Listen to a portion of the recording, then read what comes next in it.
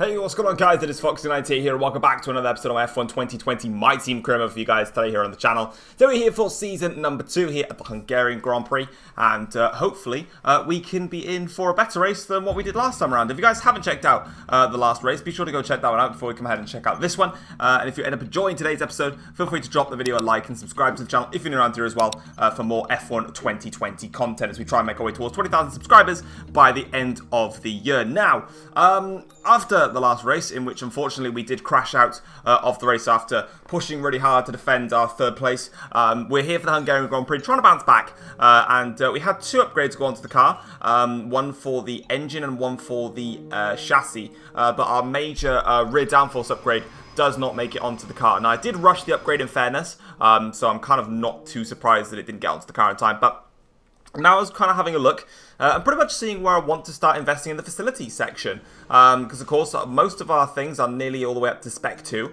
and I decided that I'm going to be doing some upgrades on the durability very soon, so I'm going to go ahead and increase the build time, or make an upgrade on the build time for the durability, because later down the line we're definitely going to need to be fixing the durability, as unfortunately it's not at the, it's not at the best, as you would have seen me scroll through there and showcase that it's going to be another full wet Grand Prix. Yeah, take a deep breaths, and you know, it might be okay. Luckily though, as you can see here, we're just pretty much having a look now. So we're the second best in the power unit section. We've got the best chassis on the grid. We've got one of the worst durabilities on the grid at the moment.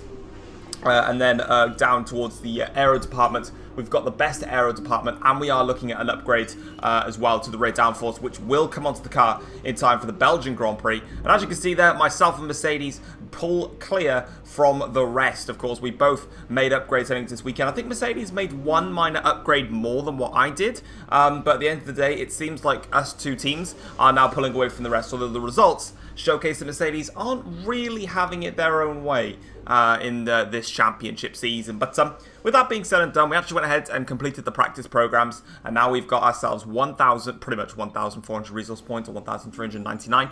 Now we can go ahead and make an upgrade, and I wanted to make an upgrade to the ERS, and I'm going to start with the magnetic compound, and I'm going to rush it in the hope that it can get here for the Belgian Grand Prix. That's the aim. Yeah, I pretty much wanted to I want to get into that stage now where I can harvest more battery during my lap, and I can deploy some more battery. That's kind of what I was hoping to do. As we come towards qualifying, then in Q1, we set a 1 minute 13.0 to go fastest of the lot in that session. But eventually, as other people are setting their lap times, you can see that the track actually ramped up. Hamilton with a 1:11.9 to go onto the front row there ahead of Bottas in second place. But at the end of the day, I only did 1 run just to get us out of Q1. That was the aim, and we actually got there. So absolutely fine on that front. No real problems getting through into the next part of qualifying.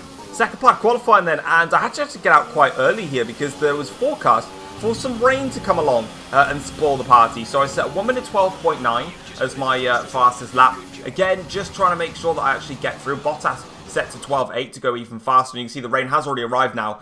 So by the time everyone had set their laps, the rain had already hit at this point. And Verstappen there, the unlucky man to get knocked out, and Vettel actually, that's actually not really that much of a surprise. Verstappen is, though, getting knocked out in Q2. But as you can see on the bottom of your screens, Q3 actually starts off very badly for us, because we've got a fault with the car, and that does mean that we're now going to be out of action for the next 6 minutes. But eventually, though, we do get out there. The track actually went to full wet conditions now, so let's see how this handles for us as we go for the last corner. Back end very shaky exit there off the last corner, but we come across the start-finish line, and where's that going to put us then? It's going to put us onto the front row of the grid, so despite having a very shaky lap and only getting 1 lap at it, we do get onto the front row, and it's a dominant, and I mean dominant, forced Korean front row lockout. Hamilton taking pole position by just under 0.2 of a second, and then there's a half a second gap between ourselves and the Mercedes-Benz pair. So a brilliant qualifying there. And I actually want to go and see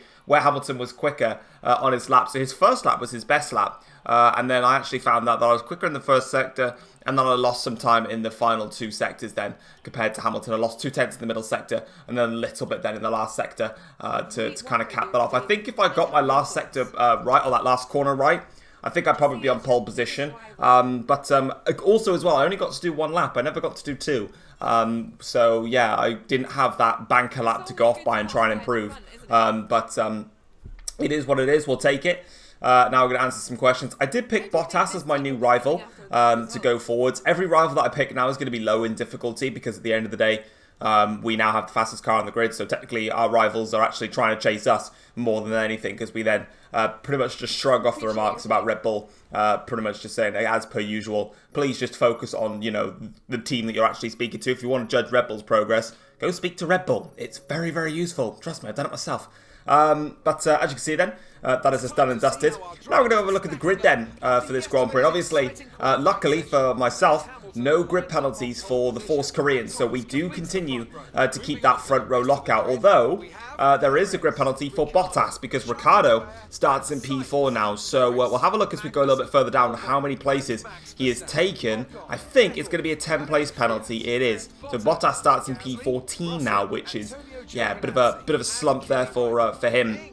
And I think he's the only man. No, Lance Stroll also took a grid penalty for that race. So yeah, pretty standardised grid. But we're gonna get going then for the full wet race. And when I mean a full wet race, I mean full wet race because it's going to stay full wet for the whole of the race.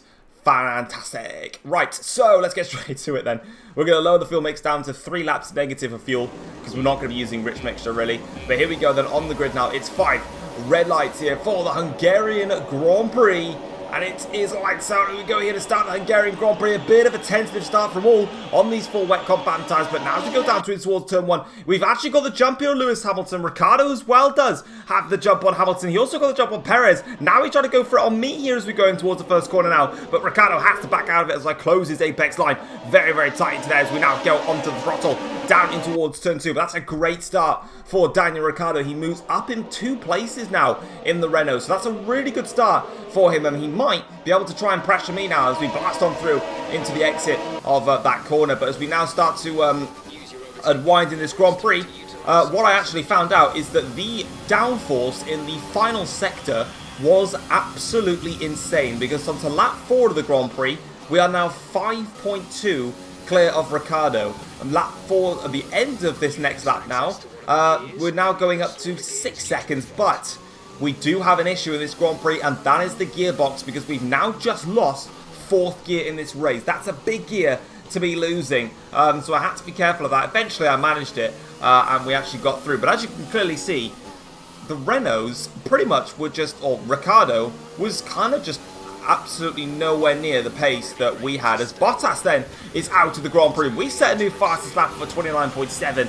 but Bottas then out of the Hungarian Grand Prix, so more bad luck for Mercedes-Benz, and there he is pulling over to the side of the circuit, and that is his race done and dusted there for the Mercedes man. He'll be furious about that one. On to lap 17 of the Grand Prix now.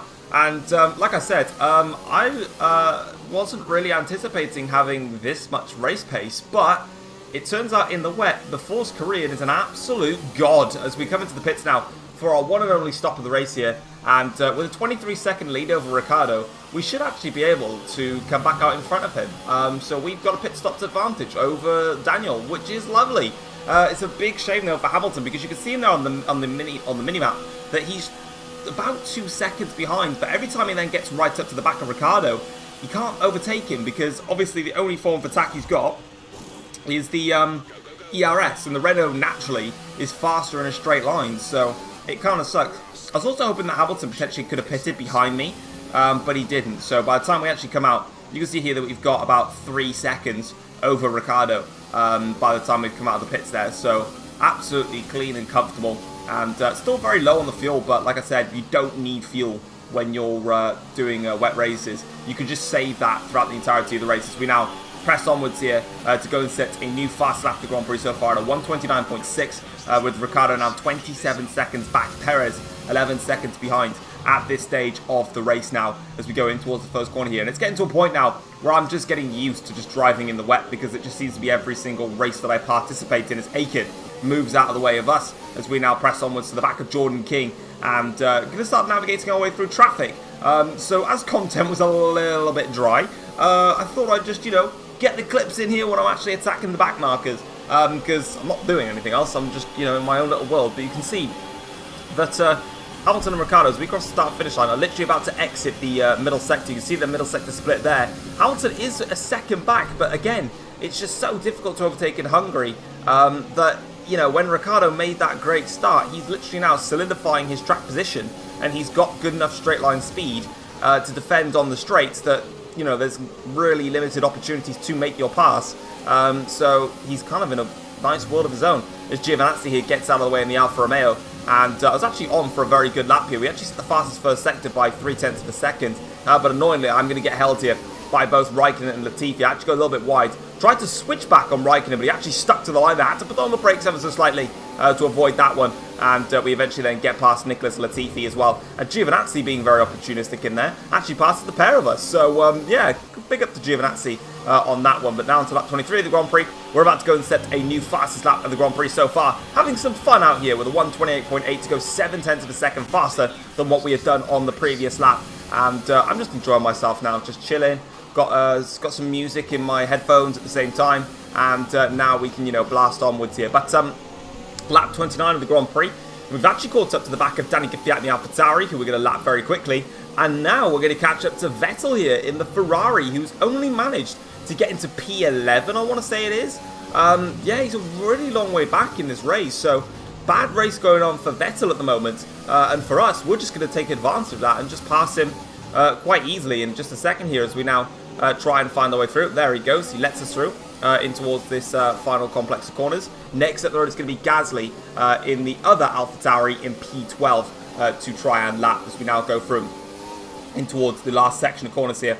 And onto the straight now to try and pass Pierre. And we're going to press onwards with this quite easily, actually, as you can see here, starting to lower the fuel mix ever so slightly as we get to lap 30 now, into the dire stages of the race, actually, so we definitely need to start saving some fuel now. And now we press on in towards turn number 2 and safely through past Pierre Gasly as we try and shift up the gears here, and the car losing the back end then. The car just wouldn't shift up through the gears, and as we go through now, you can see the car, I think the gearbox has got some really big damage here. I'm going to go check it now. It's on 83% here, and our gearbox has now got a big problem with just 6 laps to go in this Grand Prix. It's not shifting. Okay, this is Jeff. Update on the car. The gearbox is damaged. Gearbox is damaged. You'll likely find gear changes slower. Well, there's the confirmation of it then. So, earlier in the Grand Prix, we only lost 4th gear, which wasn't too bad. This time around now, I literally can't shift the gears properly. It's such a big delay on it. You can see on the straight now as I'm literally going into 5th gear. I'm trying so hard to get the gears to shift up. You can see how slow it is. And we just have to manage a big gearbox problem now in this Grand Prix. And it's to the point where I literally have to brake and I can't shift down quick enough to get through the corners. So I'm just going to have to stick it in the gears that I think would work. And for now, I'm just going to have to try and stick it in 5th or 6th. You can see I'm literally revving out the engine in 5th gear. And this is, of course, is hurting the engine as well. Because, of course, I want to try and use this Hungarian Grand Prix spec engine at Singapore. But by revving the hell out of it, really isn't working. But onto lap 32 now of the Grand Prix, the scare is over because our gearbox has come back onto it again. But we did lose a lot of time to our rivals. I mean, I say that. The gap is 40 seconds to Ricciardo. So, you know, it's not the end of the world that happened. But major worrying signs then that gearbox really had enough of it. But despite the gearbox problem, we were the absolute kings in the wet. I knew that we were going to have some form of race pace by the fact that we went half a second quicker in qualifying than the rest of the field. But we took it at the race and we've taken the race win, and also actually the fastest lap on the last lap. So yeah, just a bit more fun to add to my measure there. But it was one of the, it was the most dominant race I've ever had in my team so far, but also one of the scariest because that gearbox could have literally just gone kaput at any time. But luckily, it held on for a little bit and we managed to get it across to the start-finish line. It does mean, though, as we have a look at a lorry there parked on a hill, which is something that everybody wants to see, most definitely. It does mean, obviously, we now have to consider grid penalties now moving forwards into the Belgian and the Italian Grand Prix. Not only is the gearbox need replacing because it broke, we are also going to have to take engine penalties because we are on our final component.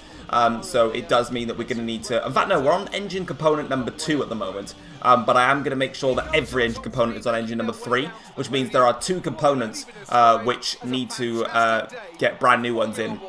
And then I'll start at the back in Belgium, and then even for Italy, I might even take another brand new engine at Italy, and then have myself 2 more components to get me through to the rest of the season. Because in fairness, the 2 engines that we've had have got us all the way to the Hungarian Grand Prix, which isn't, you know, dreadful, considering I haven't really focused on durability that much. But definitely going to need to focus on it a lot more. As you can see that there is the podium then. So it is ourselves taking the race victory ahead of Ricciardo and Lewis Hamilton and Perez. Literally as soon as the top 4, or yeah, the top, you could say the top 7 even. As soon as the top 7 started the race, apart from the little shuffle at the front, nobody made an overtake. It was just one of those races. But obviously when you have a car like we had, which was so dominant, it was just very, very simple to move on from there.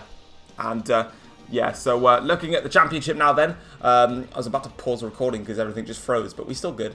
You can see there that we are actually commandingly out front as well in the Constructors' Championship, building some strong momentum now as the team just gets stronger and stronger, of course, with the upgrades that we bring. Of course, we've got Hamilton in our team now. In terms of what made a difference between this weekend and last weekend, I didn't crash.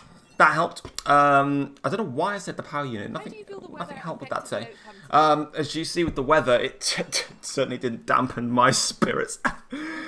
It's fine. All my mechanics will laugh at my joke anyway, because I'll sack him if they don't. So yeah, obviously, talking about our teammate as well. Hamilton did get a podium. Obviously, that's a solid performance. Of course, we would have liked him to get P2 today, but it wasn't to be due to the start. Ricciardo and myself just got much better starts there. And yeah, we managed to control it from then on in. And she appreciates my time. And as you can see then, in terms of the rivalry with Bottas, of course, Valtteri didn't even finish today. So that's just an instant 5-0 head start.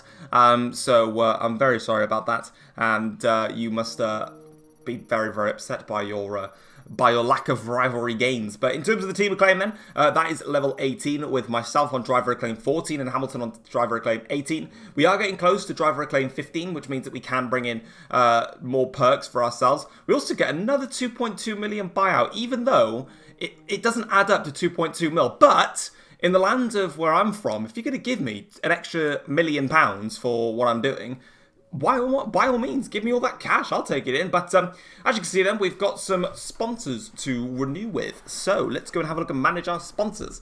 We've got Sudo and Satellite that are out of contract with us now, which means that we need to go ahead and potentially change them. So I wanted to actually go through and manually have a little look at them things. So this one here was actually quite over the top to get pole position and then win the race. I was a bit like, no, I can win races, but qualifying not probably as much. That one was achieve a top 4 finish. It was good, but the weekly income wasn't brilliant. Basically what I wanted to do is I actually wanted to bring in some tougher sponsors. So I was having a look at them and I was like, well, Sudo is just to get a fast lap in a session. It's a bit meh. Satellite just gives you lots of money, like weekly income and also anywhere else. And then this one here was from Xeon Dynamics, achieve a podium finish. So I was like, I'll have that. Why not? So now we've got one to achieve at least one podium within the team, and then a personal goal for me to achieve an actual podium. And therefore, it brings a little bit of a challenge on that front, and it can bring us a lot of income. It does mean then that we no longer need to go for the fastest lap in any of the sessions. We just need to set the laps, and then also go ahead and make sure that we can get onto the podium. And as well, if I can't get onto the podium, I do fail in one sponsor, but if Hamilton can get a podium, then we still achieve in the other sponsors. So there is the car now, with its splattered paint livery, with the new sponsors onto the machine. And now, as you can see, I was having a look at the driver market, pretty much seeing there. And you can see the driver perks as well, that Lewis Hamilton has got. Apparently, I think if you improve one area of the... I think if you pay... the driver more money, they get more perks. So I'll have to have a look at that and maybe give Hamilton a higher budget next year, and potentially he can get more driver perks. Because just a little bit of spoiler out there, I'm not replacing Hamilton. I'm keeping him. So yeah, As you can see, though, we get our durability upgrade onto the car, we get our major rear downforce onto the car, and we've also got ourselves a little bit of an interview with Will Buxton to take care of. So I was having a look then with 689 resource points where I could potentially just crack on a little upgrade here and there. Unfortunately, pretty much all of the miners now are getting towards the 1,000 resource point mark. So I was even having a look and just pretty much seeing if I could do anything, which unfortunately in this case is not to be. But now we're going to go to the press interview with Will Buxton and see what Will has to say. Well, it's great to be back at your headquarters, and I've got to say, an awful lot's changed since we were last here. Let's dive in with some questions. You've managed to negotiate contracts with new sponsors. How important is this fresh injection of cash to the team? Yeah, of course, it's really important because it allows us to put more development onto our car and also to the military back home. Hamilton has more championships than fingers on one hand. Attracting him to your team is a very big win. What do you think attracted him to your team the most? My good looks. What do you expect? Would you say that it's important to develop your drivers as much as possible? I mean, not really with Lewis Hamilton because it's Lewis Hamilton. I don't need to develop him. Do you see your relationship with your second driver being long-term, or will you be looking for someone else if you're successful? Long term. I have no intentions of getting rid of Lewis Hamilton. He is my all-time favourite Formula 1 driver, and I will not be getting rid of him. You've got one of the top teams in the Constructors' Championship. What's your secret to scoring those points? Running an AI difficulty which is extremely low. Well, thanks so much, as ever, for your time. It's hugely appreciated. No worries, Will, man. No worries. Those were the questions then. In fairness, actually, I have actually raised my difficulty to 107. Now, I'm actually getting closer to trying to push to 110 on the game, but we ain't there yet. But as you can see, though, we do now have the durability upgrade for the facility in place, and now we've gone ahead and actually skipped the summer break, and we do get ourselves a nice little bit of resource points to go with that. But guys, if you have enjoyed today's episode, feel free to drop the video a like and subscribe to the channel if you're new around here as well for some more Formula 1 2020 content. And we are going to skip forward, I believe, just before this finishes, so we can double check and see if our ERS upgrade came on, because we did rush it and it did. So yeah, we'll see you guys next time. Take care all. Peace.